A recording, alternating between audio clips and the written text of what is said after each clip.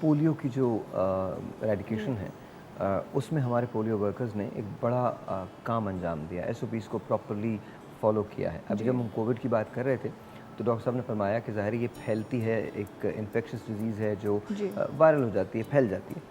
तो पोलियो भी तो इसी किस्म की डिजीज़ होती है, जी बिल्कुल डिफरेंट देखिए। डिजीज़ है लेकिन उसका फैलाव का तरीक़ेकार वही है कि वायरस के ज़रिए वो फैलती है। जी, असल में देखें कोविड-19 तो रेस्पिरेटरी बेसिकली जैसे डॉक्टर साहब ने बताया इन्फेक्शन इससे फैलता है, लेकिन पोलियो का मसला ये फीसेस के होता ज़रिए। लाइक केस हर बहुत हाईली इन्फेक्शियस है। Polio is also infectious disease, लेकिन इसका प्रॉब्लम ये होता है कि ये आपकी वाटर की कंटामिनेशन होती है। पोलियो जैसे हम कहते हैं कि साफ़ पानी में गंदा पानी मिल जाता है सीवरेज का, उससे फिर वो जब कोई लेता है या फिर या उससे फिर वो ओरल फीकल ओरल रूट से या फिर आपकी ड्रॉपलेट इन्फेक्शन से ये आपके फैल जाता है पोलियो। फिर आपके नर्व्स को इन्वॉल्व करता है।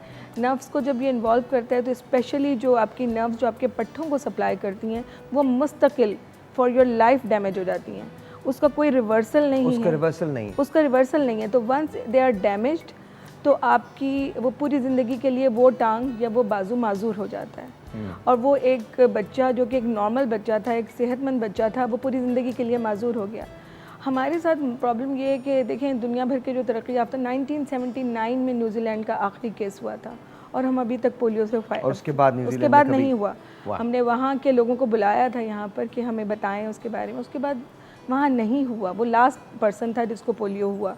और उसके बाद हम अभी तक अनफॉर्चुनेटली इसी चीज़ से फ़ाइट कर रहे हैं कि हम अपने बच्चों को हमारी आने वाली नस्लों को हम पोलियो से बचा लें।